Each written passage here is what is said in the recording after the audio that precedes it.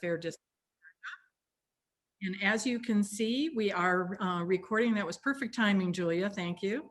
We are recording this meeting, and we hope that you'll stay and be part of that recording. If you're not comfortable with that, we certainly understand that. But we record these so that folks that can't join us can access them in the future on our website. So if you have missed any of our past town halls, that's an opportunity for you to go out to the website as well and catch up on all the information that we've been sharing over the last number of months. We will be having a good amount of time, we hope, at the end for kind of a question and answer time with the experts here from Fair Districts. There's a lot of information we've been throwing at you over the last months. And so we want to have, and some important things coming up. So we want to have plenty of time to have that dialogue. So you can save your questions for that time, and when we'll do a Q&A live with our panel. And if you've got questions in the meantime, we have some folks manning our Q&A function in the chat. So just go ahead and put your question in the chat, and folks will answer that. Or if it's something that really needs to be brought to the whole group, we'll get to that at the end. So I'm going to go ahead and share my screen and share with you what we have for our agenda tonight. So as you can see, our theme here tonight is all hands on deck. And this is really, again, building upon the work that we've been doing over the last months and knowing that now is going to be the time for action. So we are going to do a very quick review of a speed session on redistricting and gerrymandering for those of you that may be new, joining us new. We want you to have at least some of the basics of what we're talking about. Understanding some of the challenges and some of the things that Fair Districts has been up to be able to meet those challenges. And then we're going to have some breakout sessions with some more detail about how you can get involved and be part of all hands on deck. And then, as I said, we're going to go into a Q&A session. So just to remind everybody, Fair Districts is a nonpartisan organization, and our entire focus and purpose is really to fight gerrymandering and to advocate for redistricting reform. This year, it is really about the fact that we are in the middle of the redistricting process and that we want to see fair maps come out of that process. We are now a swing state, and we believe that the legislative districts need to reflect that. And I am really pleased to introduce to you our representative of our co-sponsor, ACLU of Georgia, who are a wonderful partner on the advocacy for redistricting. And with us tonight is Kimberly Fontaine, who is the Senior Community Engagement Manager for ACLU of Georgia, and she's going to do a little bit of an introduction of ACLU and their commitment on redistricting. Kimberly? Hi, everyone. Again, my name is Kimberly. So nice to meet you. For those of you that are ACLU folks, I am brand new, so I'm so excited to have you a part of my first training with Fair Districts Georgia and with ACLU of Georgia.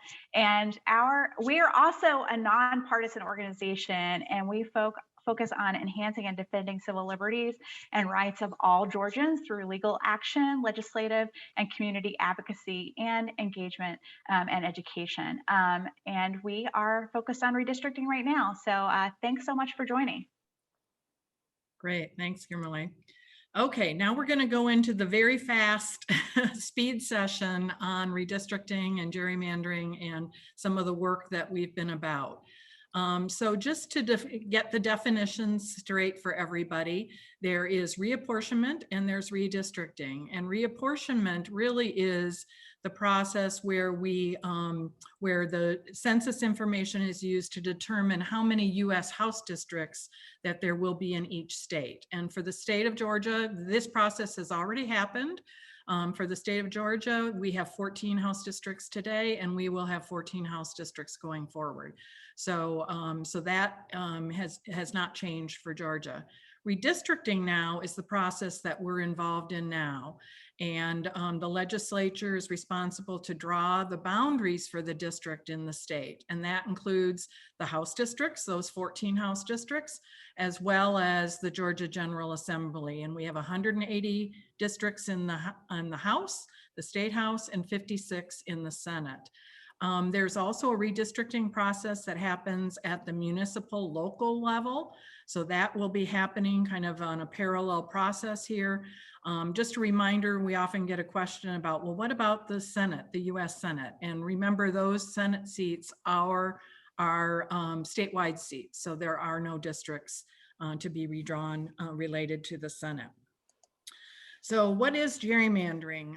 In the past, gerrymandering looked like some of the districts that you see over there on the right, including the Georgia district, Congressional District 11. And it was easy to detect. It's getting harder as technology catches up with redistricting here. So essentially, gerrymandering is manipulating the districts in order to give an advantage or a disadvantage to a specific group. And we often see that happening around partisan purposes. And unfortunately, with recent rulings of the Supreme Court, at least at a federal level, the federal courts would not intervene in partisan gerrymandering. It's up to state courts, and unfortunately, the Constitution here in Georgia does not support fighting partisan redistricting as much as the Constitution in some of the other states. And racial gerrymandering is another thing that we see happen, and that is illegal, prohibited by the Voting Rights Act. So the timeline that we're under is just to point out kind of where we're at now. So as we said, we already had the congressional reapportionment. There are local hearings happening now, and we're going to talk about that in one of our sessions a little bit later. But those hearings are happening now to get input by the legislative redistricting committees across the state. And we just had a hearing that just was finishing up as we were starting this down in Brunswick, and representatives of both fair districts and ACLU were there making our asks known to the committees. So we expect on August 16th that the first census data will be released. It'll be in a legacy format, so to speak, and the full census information will be released then on September 30th. So it's a question in terms of exactly when the state is going to start drawing the maps, whether they will try to use some of the August 16th data or wait for the September 30th data.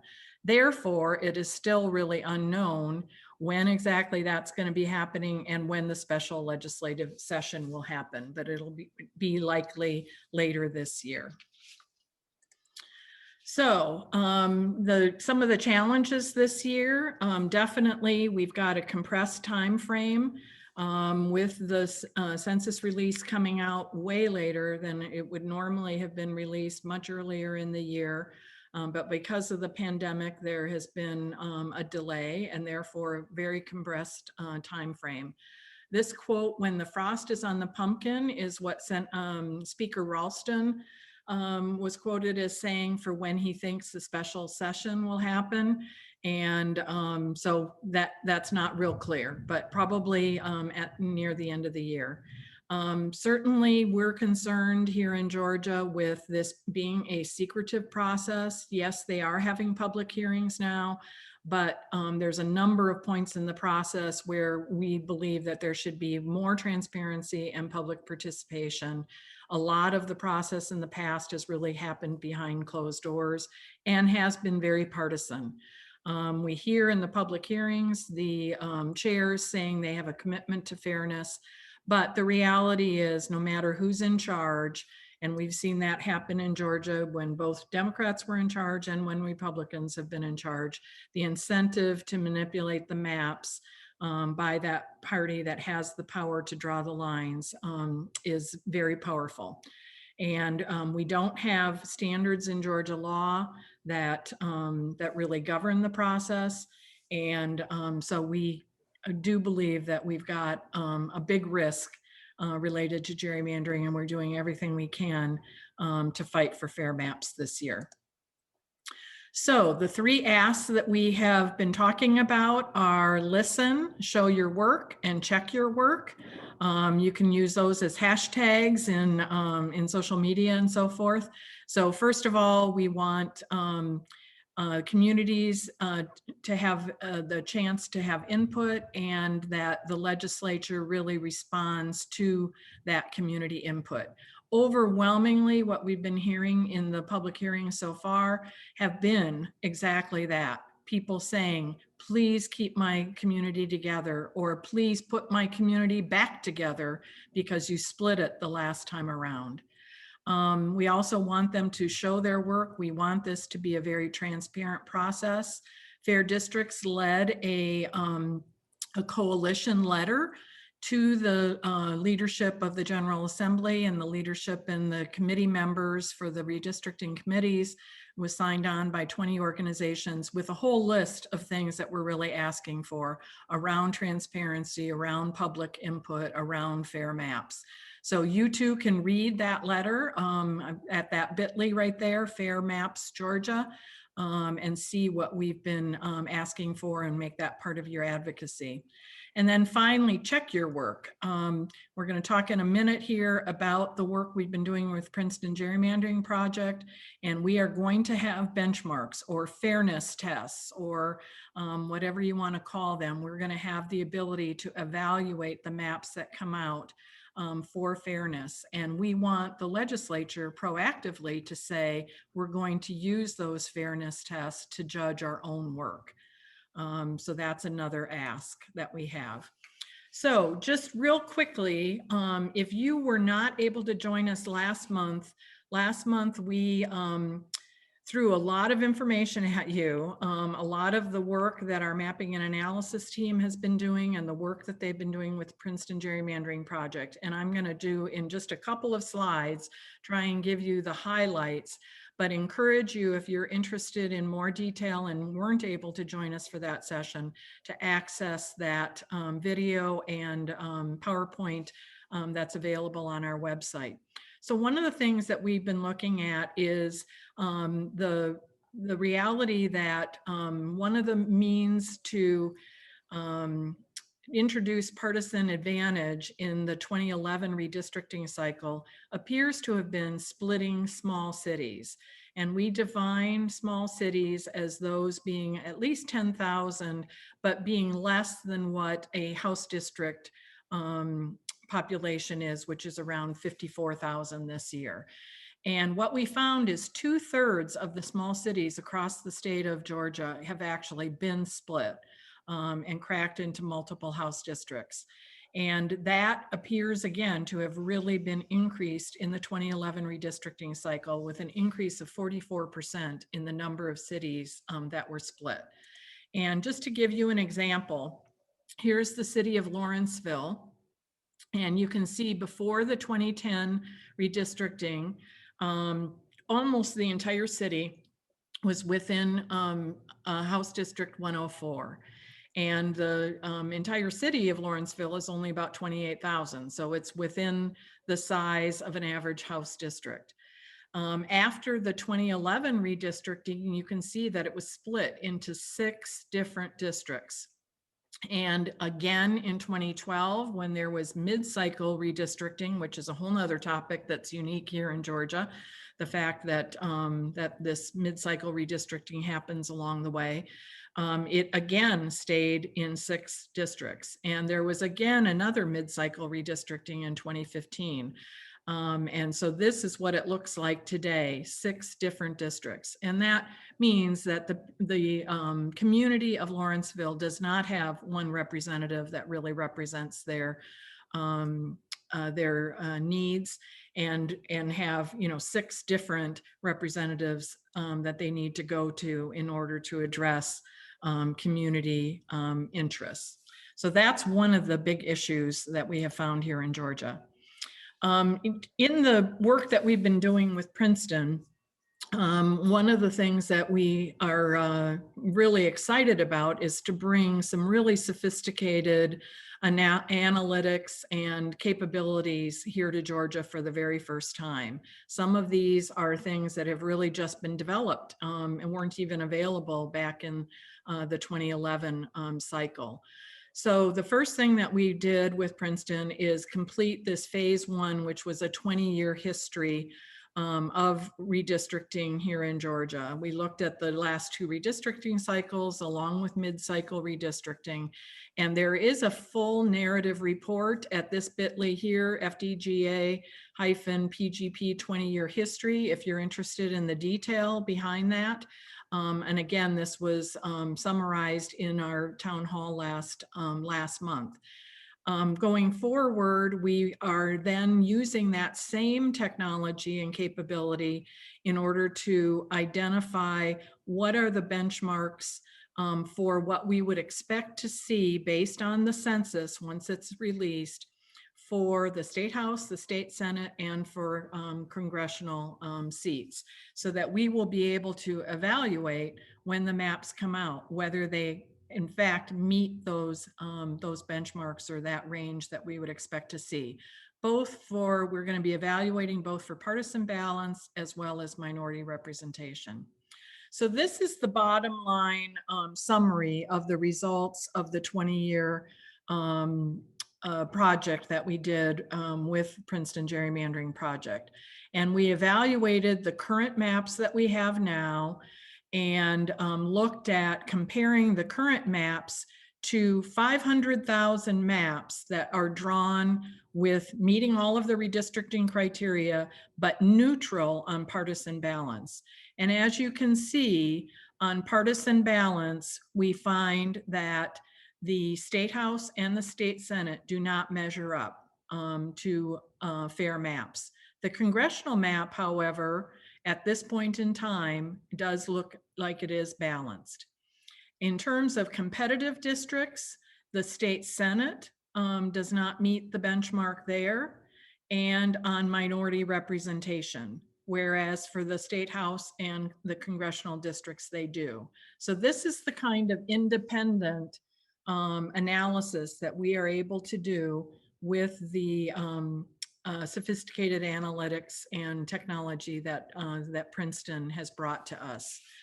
And so for the next cycle now, as the census, when the census information is released, we will be working with Princeton to immediately cull that census data and be able to come out and share with all of you and with the legislature what that range should look like for the State House, the State Senate, and congressional maps. Again, based on partisan balance, competitive districts, as well as minority representation. So for example, if we believe, and we do believe, that we have a swing state here in Georgia, these analytics will help us be able to say for the State House, where there's 180 seats, we would expect to see 90-90. It probably will not be 90-90 because there's other factors that go into it, but maybe the range would be 88 to 92 or something like that. That we will be able to share with you and share with the media and share with legislators as soon as that census is released and we're able to do those analytics. So what we are going to do now is take this information. That was a speed tour. And really the focus of tonight is that we know that you are all engaged and interested in this topic and want to make a difference. And we want to give you some very specific tools and ways to get involved to help in this fight for fair maps that we're engaged in over the coming months. So we've got 5 ways that that you can get involved, and we've got experts available in each one of these areas, to speak with you and let you know what's involved and how you can get involved. So what we're going to ask is that you choose one of these to be in a breakout with. And your breakout leader, as I said, is an expert in this area. And they will spend about 15 minutes with you, explaining again what is involved, how you can get involved. And then we will come back out and we will do kind of a wrap up on that exercise, as well as some open time for questions and answers, so that you really get all the information that you need tonight in order to get involved and make a difference in the coming months in this very, very important year. So room 1 is going to be letters to the editor, and Peggy Perkins is one of our star letter to the editor writers. We'll be leading that room. And we have, I think, published already among our volunteers something like 35 letters to the editor. Peggy can correct me if I'm wrong here. But we've got a system in place that we want to continue to get the word out to papers all across the state. Testimony. So we had the 6th hearing of 11 hearings tonight. So we still have a number of opportunities to get involved, to do testimony. Some in specific locations. One is a virtual hearing, and then there's also opportunity for written testimony. And Kimberly, our partner from ACLU, is going to lead that conversation around really helping you understand how that works. Many of us have now testified, and we've lived to talk about it, so it's maybe more intimidating than what it really can be. And we know that you all have information that would be great to share with legislators. Postcarding, Pam Woodley is leading that group, and she's going to share with you that we had our first postcard avalanche, as we called it, a few weeks ago, of 20,000 postcards that we sent to committee members. And we've got more planned, and Pam will get you engaged in how to get involved there. Spread the word. Karen Davenport leads our Education Committee, and spreading the word is multifaceted. It is that you could be part of our speakers bureau and be part of our education effort, getting the word out to others. Or if you're involved in organizations and you can bring fair districts to your organizational meetings to spread the word that way, Karen will talk about all those aspects. And then finally, our STAR group of our mapping and analysis group that works with the Princeton folks is busy at work on the next phases of that work, as well as building a map room that anybody can access and really understand how to use these maps and analyze these maps. So Karen McGowan, who leads our mapping and analysis team, will be available for that. As you're rejoining here, we're not going to have time to be able to do a lot of debriefing on on what you talked about, but what we'd like to know is what your thoughts are about how you're going to engage over the next weeks related to redistricting. So in the chat, share with us what you plan to do. And I think that will be interesting for us all to see, and for motivating for everyone to see the engagement across this group. And then what we will do now is open it up for, I see Christine saying excited to testify on behalf of Atlanta University Center. Oh, that's wonderful. It's one of Ken's favorite examples to talk about Atlanta University Center. Wonderful. Avalanche. We love the postcard avalanche. We're planning another big avalanche. So thank you for that. Research in the map room. That link, I think, will be put in the chat here, and it'd be interesting, I think, for everyone to do some research on that. Doing round 2 of postcards, going to plan to present and post on social media. That social media is something everybody can do. Oh my gosh, we've got lots of stuff happening here. So excited to see that.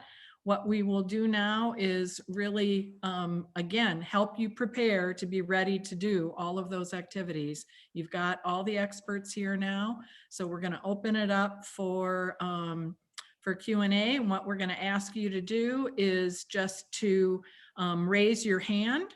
There is an icon at the bottom. Well, it depends on your particular device, but for instance, on mine, it's at the bottom under reactions. One of the options is raise your hand. There may be other places to find that raise your hand function, and go ahead and raise your hand if you'd like to ask a question. And we will be prepared with the panel here to be able to answer that. Clara, go ahead and unmute yourself and ask your question. If you can unmute yourself. Julia, can you give everyone, oh, there you go. I don't have a question. I don't know how it showed up that way. Well, you were able to show that you can raise your hand. So thank you for that. You demonstrated that very nicely. So now you can unraise your hand if you can figure that out. And we'll ask others that have questions to go ahead and raise their hand. Barbara, I know that there was probably some Q&A activity that you were part of in the chat before we got started. Are there some questions that you would bring forward for us now? I really don't have any. Let's see. Okay, well, we've got some others coming up here now. Mary, go ahead and unmute and ask your question. I was in the map group and I was mainly just to see if there was something new. I'm using that with my LTA letters, and I'm really focused on Gainesville right now. And this, because it is a split city in some ways, even though it's not on that list. And so that map page has been very, very helpful to me. Great, great. That sounds great. If your city is not on the list, check the county. There are some cities that don't fall into the criteria as a small city, but never, like for instance, we've got a ton of information on Savannah, on Macon, on Columbus, that didn't necessarily fall into the criteria, but if you check, for instance, the Muskogee map room, or Chatham, or let's see, Macon's Bibb County, you may find something there. Great, and that also demonstrates that map room is useful across really all of the kinds of activities.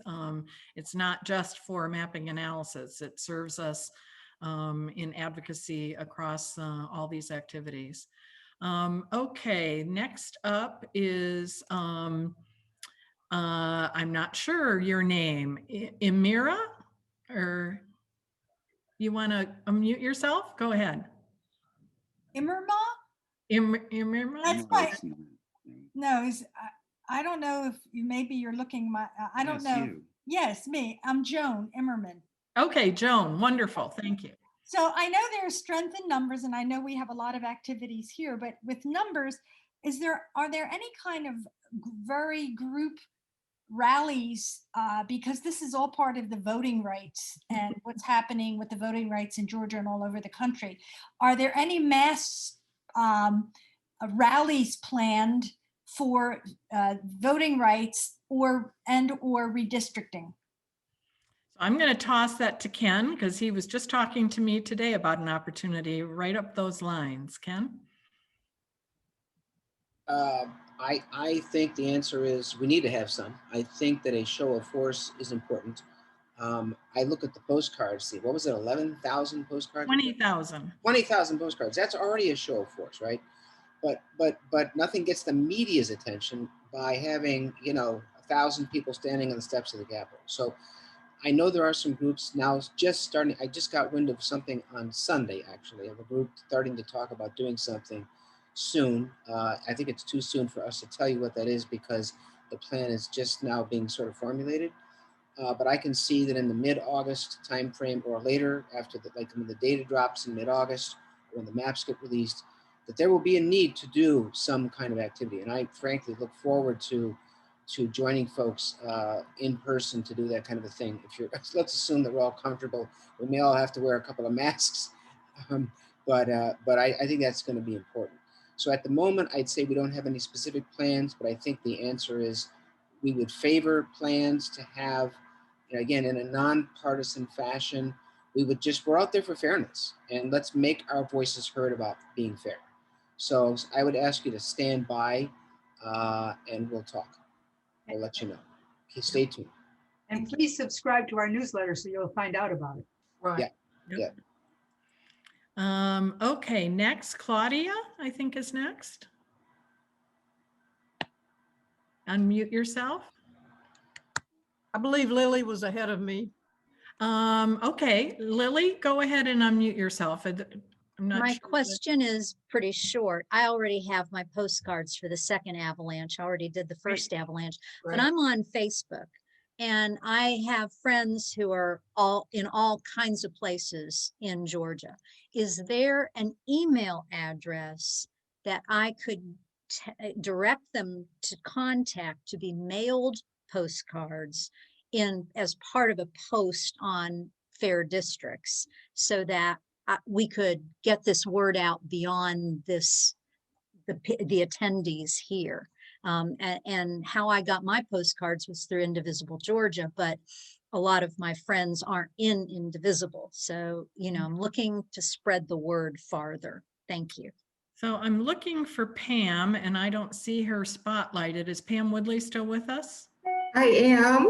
Okay, Pam, why don't you go ahead and answer that? Yes, let me give you my email address. Although we all should talk about this later because they shouldn't have to find my email address to get postcards. I know it is a link in every newsletter that goes out.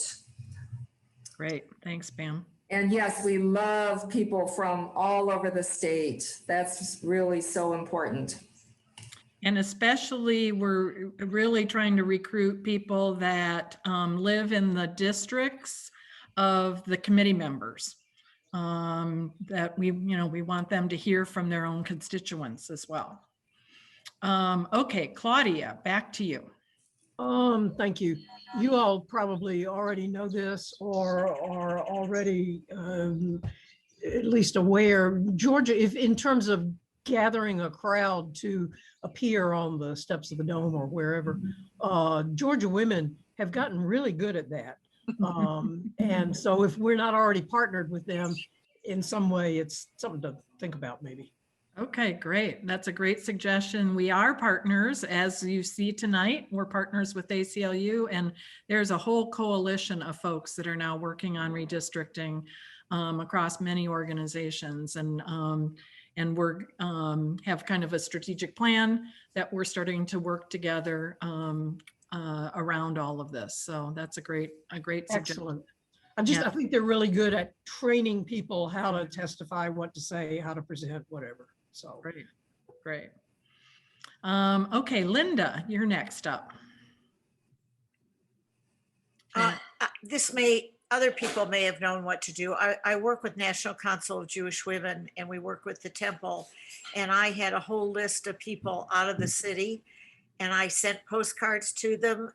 It costs me a lot of money. What is the best way to send to individuals? I mean, I went there and I don't care what it costs, but I'd like to know for the future, and I'd like to tell other people, how do you do that if you have individuals who will do 10 or 20? Pam? Yeah, Pam? Yes, there really is no other way but to mail them that I've discovered. And of course, I always say these can go the cheapest way. They're just postcards. But yeah, it adds up. I think you just have to make kind of a cost benefit decision about if someone's not going to do a full set, is it worth incurring that expense? I don't know if Fair Districts has extra money to support that kind of thing. I wouldn't expect that. I just wondered whether there was a more economical way. I went to the post office and it cost me a lot, and I'm glad I did it. And I was part of the, whatever you said, 20,000. So I'm proud of that, but I wondered if I'd missed out on some more economical way. The only other thing we can do is we can make the template available so that a group could print it locally. That's a But, great I would idea. think they'd have to have a fair number of writers to make that worth it. I'm not sure how many, but maybe we could do some research on that. What does it cost to just have a small, like, a couple hundred printed locally, because we will do that. Just email you the template that you could email to your local Kinkos or whatever and have them print them. Interesting. Thank you. I'll look into that. Thanks, Linda. That they do qualify for media mail. It would be slow, but you can send printed matter as media mail. You can't include a letter with it. You'd have to email the letter. Okay, well, we'll research that a little bit more. That's good to know. Uh-huh. Yeah. Gretchen, you're next up. If you want to unmute yourself and ask your question. Hold on, I'm trying. Oh, we had you there. Okay, go ahead. Okay, so I'm representing our social justice program at Cascade United Methodist Church. And I see that we are way behind with respect to understanding redistricting at this level. And what I'm trying to say is I understand the decennial census and its impact.